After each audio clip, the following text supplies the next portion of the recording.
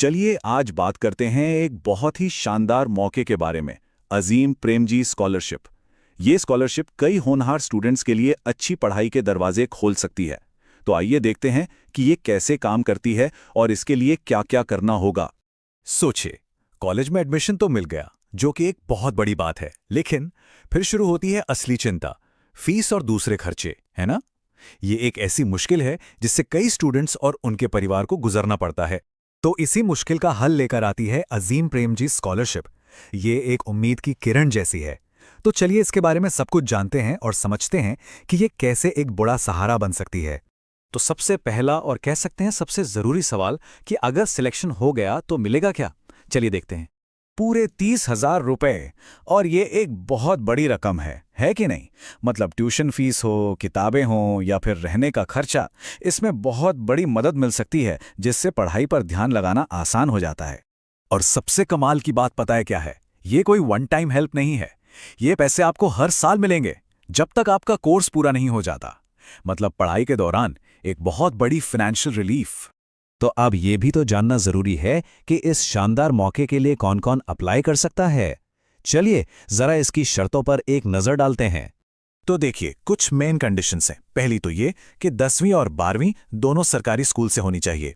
दूसरा, 2025-26 वाले सेशन में किसी डिग्री या डिप्लोमा कोर्स के फर्स्ट ईयर में एडमिशन लिया हो, और ये कोर्स 2 से 5 साल का होना चाहिए। और हाँ, कॉलेज कोई भी हो सकता है, सरकारी या प्राइवेट, उससे फर्क नहीं पड़ता। अच्छा, एक और बहुत ज़रूरी बात है जिसका ध्यान रखना है। ये स्कॉलरशिप ना कुछ खास राज्यों और यूनियन टेरिटरीज के स्टूडेंट्स के लिए ही है। तो स्क्रीन पर जो लिस्ट दिख रही है उसे ज़रा ध्यान से देख लीजिए और पक्का कर लीजिए कि आपका स्टेटस में शामिल है। अरुणाचल प्रदेश से लेकर उत्तराखंड तक इसमें कई राज्य हैं। तो अगर कोई इन शर्तों को पूरा करता है तो भाई वाह, बहुत बढ़िया। अब अगला कदम यह है कि एप्लीकेशन प्रोसेस को समझा जाए। एप्लीकेशन प्रोसेस जो है वो 2 हिस्सों में है। पहला फेज है 10 सितंबर से 30 नवंबर 2025 तक, और दूसरा फेज है अगले साल यानी 10 जनवरी से 31 जनवरी 2026 तक। इन डेट्स को ना कहीं अच्छे से नोट कर लीजिए, बहुत जरूरी हैं। और सुनिए, एक और बढ़िया खबर, अप्लाई करने के लिए कोई भी फीस नहीं है, 0। ये पूरा प्रोसेस ऑनलाइन है और एकदम मुफ्त, ताकि हर काबिल स्टूडेंट को एक बराबर मौका मिल सके। चलिए अब बात करते हैं उन डॉक्यूमेंट्स की जिनकी जरूरत पड़ेगी। इनको अगर पहले से तैयार रखा जाए ना, तो एप्लीकेशन प्रोसेस एकदम स्मूथ हो जाता है। तो स्क्रीन पर देखिए, ये है उन सभी जरूरी कागजों की लिस्ट।